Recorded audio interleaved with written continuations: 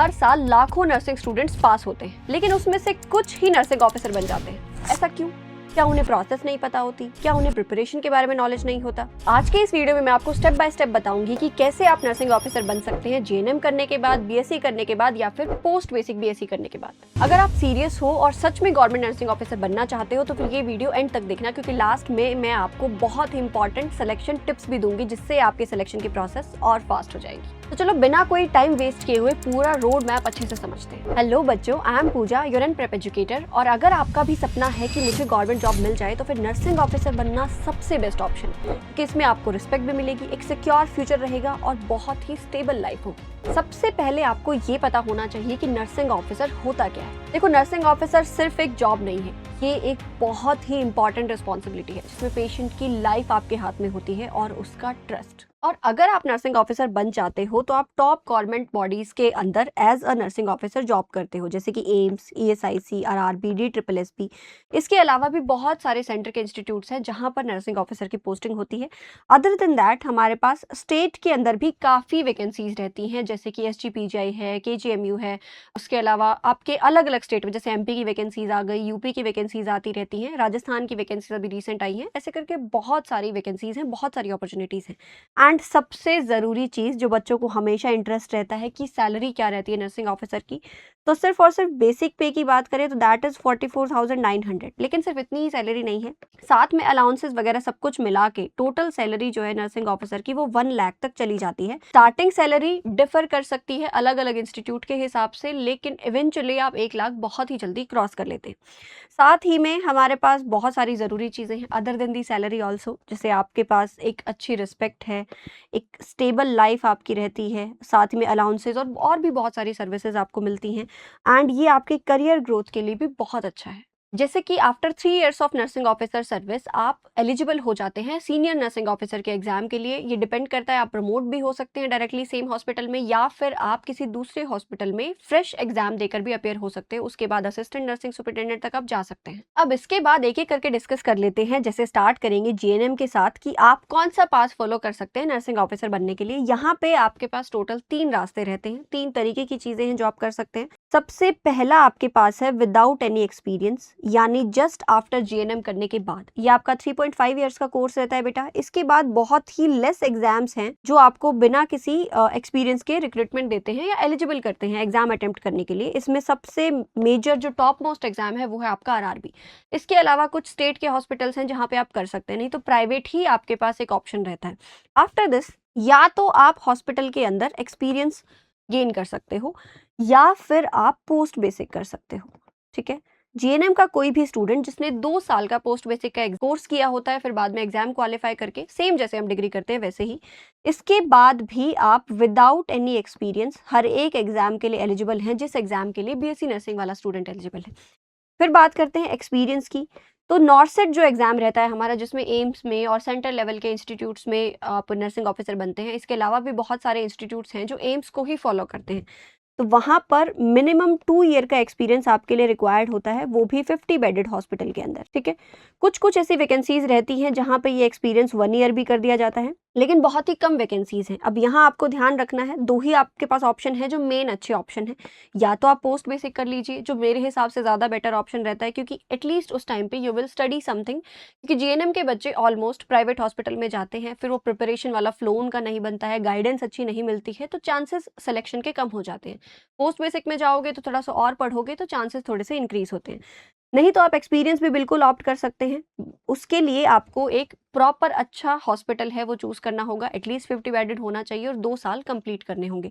इसके बाद आप एग्जाम देने के लिए एलिजिबल होंगे। इसके बाद सेकंड स्टूडेंट्स हमारे हैं जिन्होंने पोस्ट बेसिक कंप्लीट कर लिया है, तो बेटा आपके पास इक्वल अपॉर्चुनिटीज हैं, वो सारी की सारी जिन चीज़ों के लिए बीएससी नर्सिंग के स्टूडेंट्स एलिजिबल होते हैं। ये आपका 2 ईयर का कोर्स है, 2 ईयर का एकेडमिक कोर्स है। इसमें आपको थ्योरी भी पढ़नी पड़ेगी, प्रैक्टिकल एग्जाम्स भी देने होंगे, सारी चीज़ें रहेंगी।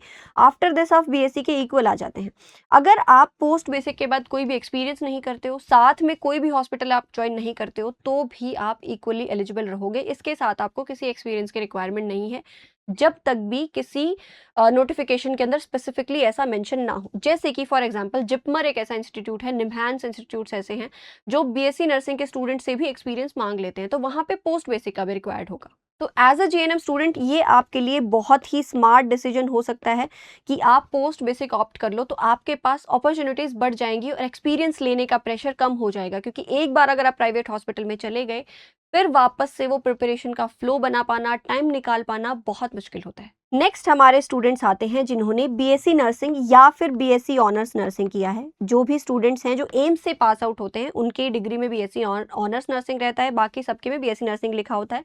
दोनों ही इक्विवेलेंट डिग्रीज हैं एंड आपको 90% ऑफ एग्जाम के लिए किसी भी एक्सपीरियंस की रिक्वायरमेंट नहीं होती है, आप डायरेक्टली एलिजिबल रहते हैं। इसीलिए अगर मैं बात करूँ स्कोप की, तो सबसे कम टाइम में 4 ईयर के कोर्स के अंदर सबसे ज़्यादा अपॉर्चुनिटीज़ हैं बीएससी नर्सिंग के स्टूडेंट के पास, जिसे ना तो कोई एक्सपीरियंस लेना है बाद में, ना ही कोई दोबारा कोई फर्दर कोर्स करना है, सीधा का सीधा आपको सिर्फ और सिर्फ एग्जाम्स अटेम्प्ट करने हैं।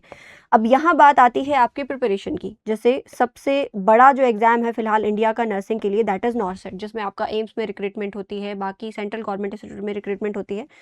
तो बड़ा मुश्किल एग्जाम आता है, लेवल जो है एग्जाम का वो टाइम के साथ बढ़ता जा रहा है। तो as a BSc nursing student also सिर्फ और सिर्फ एलिजिबल होना काफ़ी नहीं है, आपके लिए प्रिपरेशन भी उतनी ही मैटर करती है। अभी तक आपको ये तो पता चल गया है कि आप किसी भी एग्जाम को अटेम्प्ट करने के लिए एलिजिबल किस तरीके से होगे, लेकिन अभी भी सारी चीज़ें पता होने के बाद भी स्टूडेंट्स बहुत सारी ऐसी गलतियां करते हैं जिसमें वो शायद अच्छे से पढ़ते हैं, मेहनत करते हैं, उसके बाद भी सेलेक्ट नहीं हो पाते। तो अब कुछ मिस्टेक्स देख लेते हैं जो ज़्यादातर 90% ऑफ स्टूडेंट्स करते हैं और इन्हीं मिस्टेक्स की वजह से फेल होते हैं। जैसे सबसे बड़ी मिस्टेक है रैंडम यूट्यूब वीडियोस देखना, बिना किसी अच्छे सीक्वेंस के पढ़ना। देखो बेटा, जब एग्जामिनर एग्जाम बनाएगा तो वो भी प्रॉपर सीक्वेंस में क्वेश्चंस रखता है, प्रॉपर सीक्वेंस से ही क्वेश्चंस उठाता है और आपके सिलेबस से ही चीज़ें आती हैं। लेकिन अगर आप रैंडम चीज़ों से पढ़ाई करते हो, कभी आपने आज जीआई की वीडियो देख ली, कभी आपको पता चला आज आपने फार्मा पढ़ लिया, कभी आपको पता चला आज तीसरे दिन आपने साइकेट्री पढ़ लिया, ऐसे करके अगर आप पढ़ते हो तो आपका ब्रेन उस इंफॉर्मेशन को रिटेन नहीं कर पाता है। हमारा ब्रेन इसलिए डिज़ाइन हुआ है कि हम सीक्वेंस के अंदर जो प्रोवाइडेड इन्फॉर्मेशन है उसको बहुत ज़्यादा अच्छे से टेक कर पाते हैं, रेदर देन रैंडम चीज़ें। तो ये नहीं रेफर करना होता है। देन जो दूसरी मिस्टेक बच्चे करते हैं कि स्टैंडर्ड टेक्स्ट बुक या फिर जो कोचिंग नोट्स हैं उनको कंप्लीटली स्किप कर देते हैं। आई एम नॉट सेइंग कि कोई भी आपको जो नोट्स प्रोवाइड कर देता है वो आपको पढ़ लेनी चाहिए। हमेशा हमेशा आपको ध्यान रखना है जो भी स्टैंडर्ड गाइडलाइन है एंड जो भी स्टैंडर्ड बुक्स है जो कि आपकी गाइडलाइन के हिसाब से बनी है, आपके सिलेबस के हिसाब से बनी है, उसी को आपको फॉलो करना चाहिए और हमेशा बी अपडेटेड। गाइडलाइंस ऐसी रहती है बेटा जो नर्सिंग में, मेडिकल में बहुत बार चेंज होती रहती है। 2025 में अलग गाइडलाइन होगी, सेम डिजीज़ की 26 में अलग गाइडलाइन होगी। तो आपको हमेशा अपडेटेड चीज़ें पढ़नी है, क्योंकि एग्जामिनर अपडेटेड चीज़ पूछेगा और आप पीछे वाला अटेम्प्ट करके आ जाओगे तो ऑब्वियसली आप सेलेक्ट नहीं हो सकते। फिर सबसे बड़ी गलती जो बच्चे करते हैं कि एक बार पढ़ते रहते हैं लेकिन पीछे की चीज़ को रिवाइज ही नहीं करते हैं। ये सबसे बड़ी मिस्टेक है जो आपको अवॉइड करनी है। अगर आपने एक बार कुछ सिस्टम्स को कवर कर लिया, for example medical surgical nursing में, तो ऐसा नहीं करना है कि रेसिपी पढ़ लिया, फिर सीवीएस पढ़ लिया, फिर उसके बाद आगे आगे बढ़ते जा रहे हो, वापस उनको कभी उठा के ही नहीं देखा। तो ऐसा नहीं हो सकता है। एक बेसिक ह्यूमन बीइंग के लिए, चाहे वो मैं ही क्यों ना हूँ, वापस चीज़ों को रिवाइज करना बहुत ज़रूरी है। इसके अलावा कोई भी तरीका नहीं है चीज़ों को ज़्यादा लंबे तक समय तक रिटेन रखने का। आप चाहो तो लिख कर याद रख सकते हो, चाहो तो वापस वीडियो देख सकते, ठीक है। चलिए, इसके अलावा एक बड़ी कॉमन मिस्टेक है जो बच्चे करते हैं, जिनको पसंद होता है प्रेशर में काम करना, जिनको लगता है कि वैकेंसी का इंतजार करते हैं। अच्छा, वैकेंसी अनाउंस हो गई, ओके, एग्जाम डेट अनाउंस हो गई, अब प्रिपरेशन स्टार्ट करता हूँ। उस टाइम पर आपके पास 1 या 2 महीने बचे होते हैं। नर्सिंग के 4 साल के सिलेबस को अगर आप सोच रहे हो कि सिर्फ 2 महीने में आप पूरी तरीके से प्रिपेयर कर दोगे, टेस्ट भी लगा लोगे, रिवाइज भी कर लोगे, तो बेटा ये ह्यूमनली पॉसिबल नहीं है। आपको हमेशा ही एक स्ट्रेटेजिकली अच्छे तरीके से प्रिपेयर करना है। सबसे बेस्ट चीज़ रहती है कि जैसे ही आपका नर्सिंग का कोर्स स्टार्ट होता है, साथ में कॉलेज के साथ साथ आपको बहुत अच्छे से पढ़ना होता है और साथ ही में कॉम्पिटिटिव एग्जाम के लिए प्रिपेयर होना होता है। अगर फिर भी उस टाइम पर आप अवेयर नहीं थे और आपने स्किप कर दिया, चाहे आप अभी सेकंड ईयर में हैं, थर्ड ईयर, फोर्थ ईयर या पास आउट हैं, जिस दिन आप ये वीडियो देखेंगे या जिस दिन आप अवेयर हो जाएंगे, उसी दिन से पढ़ना स्टार्ट कर दो। इसके अलावा एक और मिस्टेक है कि बच्चे पढ़ते तो हैं, रिवाइज भी करते हैं, लेकिन इतना इनफ टेस्ट प्रैक्टिस नहीं करते, क्वेश्चन प्रैक्टिस नहीं करते। वहां पर अगर आप लैग करोगे तो फिर आप एग्जाम में भी लैग करोगे। एग्जाम के लेवल के टेस्ट पहले प्रैक्टिस करना बहुत ज़रूरी होता है, उससे आपकी एक्यूरेसी बढ़ जाएगी और आपका कॉन्फिडेंस भी बढ़ जाएगा। अब ये सारी की सारी गलतियां करने के बाद भी आप जब एग्जाम सेंटर से बाहर आओगे तो बोलते हो कि पेपर टफ था। पेपर टफ नहीं होता है, सच ये है कि आपकी प्रिपरेशन इनकम्प्लीट होती है। तो ये तो पता चल गई हमें सारी गलतियां, लेकिन इन सारी गलतियों को हमें पार कैसे करना है, कोप अप कैसे करना है, इस चीज़ को ध्यान रखना। जो भी स्टूडेंट्स नॉर्सेट या बाकी नर्सिंग कॉम्पिटिटिव एग्जाम क्रैक करते हैं या टॉप करते हैं, उन सब के अंदर ये चीज़ हमेशा कॉमन होती है। उनकी प्रिपरेशन आपको स्ट्रक्चर्ड मिलेगी और उनके पास एक प्रॉपर अच्छी गाइडेंस होगी जो उन्हें शुरुआत से लेकर लास्ट एग्जाम तक गाइड करती है। तो कौन सी चीज़ें होती हैं जो आपको प्रिपेयर करते हुए ध्यान रखनी है? जैसे आपको कंप्लीट सिलेबस की नॉलेज होनी चाहिए। इंडियन नर्सिंग काउंसिल का जो आपका गेजेटेड सिलेबस है, जिसके अंदर अच्छे से डिटेल में लिखा हुआ है, वही सिलेबस के टॉपिक्स रहते हैं, वही पॉइंट्स रहते हैं जो बाद में एग्जामिनर जब एग्जाम बनाएगा तब भी वो भी वही रेफर करता है। उससे ज़्यादा बाहर की चीज़ें आपसे नहीं पूछी जाएंगी, लेकिन उसका बेसिक एटलीस्ट आपको बहुत अच्छे से क्लियर करते हुए चलना है। हमेशा सबसे इंपॉर्टेंट रहता है कि आप एग्जाम ओरिएंटेड अप्रोच लगा के चलो। जैसे कि फॉर एग्जाम्पल आप किसी स्टेट के एग्जाम के लिए प्रिपेयर कर रहे हो और आपको लग रहा है कि हाँ मेरा अभी यही टारगेट है और मुझे यही रहना है, मुझे इससे आगे नहीं जाना है। हो सकता है ऐसा आप सोच रहे हैं। तो अगर आप वहाँ के लिए प्रिपेयर कर रहे हो तो ध्यान रखो उस एग्जाम का क्या पैटर्न है। हो सकता है कुछ एग्जाम्स ऐसे होते हैं जैसे DSSB 100 मार्क्स का नर्सिंग आता है तो 100 मार्क्स का नॉन नर्सिंग भी आता है। अगर आप DSSB टारगेट कर रहे हो और आप सिर्फ नर्सिंग पढ़ते रहोगे तो आप एग्जाम क्रैक नहीं कर सकते। आपके लिए बहुत ज़रूरी है एग्जाम के पैटर्न को समझना। जैसे नॉर्सेट है, नॉर्सेट के अंदर प्री होता है, मेंस होता है, दोनों की स्ट्रेटजी अलग अलग है, दोनों के अंदर क्वेश्चन का टाइप भी थोड़ा थोड़ा डिफर करता है। तो आपको पता होना चाहिए आप किसके लिए प्रिपेयर कर रहे हो, आपका एम क्या है, फिर आपकी प्रिपरेशन भी उसी तरीके से होगी। देन बहुत ज़रूरी चीज़ है कंसिस्टेंसी। बहुत सारे लोग ऐसा है कि इस चीज़ को इग्नोर कर देते हैं। उन्हें लगता है कि अगर मैं रोज़ 2 घंटे भी पढ़ रहा हूँ तो शायद वो मेरे लिए कम है, लेकिन नहीं। अगर आप शुरुआत के दिनों में डेली 2 से 3 घंटे पे निकाल पा रहे हैं बट आप कंसिस्टेंट हैं, डेली आप वैसा कर रहे हैं, तो ऑब्वियसली आपको वो फ्रूटफुल रहेगा, आपको उसका फल ज़रूर मिलेगा। ऐसा नहीं कि आपको नहीं मिलेगा। एंड लास्ट बहुत ज़रूरी चीज़, आपको PYQs देखने हैं बट PYQ रटने नहीं है। PYQ से आपको ये आइडेंटिफाई करना होता है कि कौन से इंपॉर्टेंट टॉपिक्स हैं जो इस एग्जाम के फेवरेट हैं और ये हर बार पूछता है। आपको टॉपिक आइडेंटिफाई करने हैं, उनके बारे में थोरली पढ़ना है और साथ ही में मॉक टेस्ट कहें या फिर मैं सीधा लिखूं तो question practice, that is very important.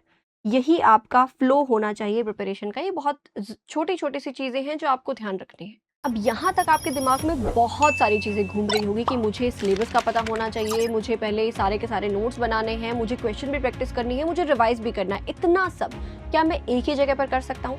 तो यस, उसका भी सॉल्यूशन है। जो स्मार्ट स्टूडेंट्स हैं वो तो ऑलरेडी रेफर कर रहे हैं एनप्रेप का गोल्ड बैच, जिसमें ये सारी की सारी चीज़ें एक ही जगह पर बहुत अच्छे तरीके से अवेलेबल है। आपको सारे इंपॉर्टेंट सब्जेक्ट्स की included non nursing lecture videos मिल जाएंगी, साथ में आपको नोट्स मिल जाएंगे। उसके अलावा साथ ही आपको रिवीजन स्ट्रेटेजी भी मिल जाती है, रिवीजन करना किस तरीके से है, रिवीजन के अलग से लेक्चर्स मिल जाते हैं। एंड फिर आता है एनप्रेप का क्वेश्चन बैंक, जिसके अंदर आपको 30,000 प्लस एरर फ्री क्वेश्चंस मिलते हैं एंड साथ ही बहुत अच्छे रेशनल्स। अब फ्लो किस तरीके से फॉलो करना होता है वो भी थोड़ा सा ध्यान रखना है। सबसे पहले आपको स्टार्ट करना है सब्जेक्ट की लेक्चर वीडियोस के साथ। जैसे ही आप कोई टॉपिक कंप्लीट करते हैं आपको क्वेश्चन बैंक पर जाना है, वहां पर जाकर आपको उस सेम टॉपिक के क्वेश्चन सॉल्व करने हैं। ऐसे टॉपिक बाय टॉपिक करते करते आप एक सब्जेक्ट को कंप्लीट कर लेंगे। देन हम आगे सब्जेक्ट टेस्ट पर and complete full length mock test पर मूव करते हैं, ठीक है। और साथ ही अगर आप अपनी प्रिपरेशन में कोई भी डाउट फेस करते हैं तो फिर हमारी सपोर्ट टीम हमेशा अवेलेबल रहती है बच्चों के डाउट्स क्लियर करने के लिए और साथ ही वो स्ट्रेटेजी प्रोवाइड करने के लिए जो ऑलरेडी एनप्रेप के टॉपर्स ने फॉलो की है। और एनरोल करने के लिए आप इस नंबर पर व्हाट्सएप या फिर कॉल कर सकते हो। साथ ही में डिस्क्रिप्शन और कमेंट बॉक्स में आपको लिंक मिल जाएगा। और अगर आपको ये वीडियो हेल्पफुल लगी हो तो फिर लाइक कर देना और अपने उन दोस्तों के साथ शेयर जरूर कर देना जो भी नर्सिंग ऑफिसर बनना चाहते हैं। एंड साथ ही में ऐसी ही इंपॉर्टेंट गाइडेंस वीडियोस के लिए चैनल को सब्सक्राइब कर देना। नेक्स्ट वीडियो में मिलेंगे, तब तक के लिए ऑल द बेस्ट।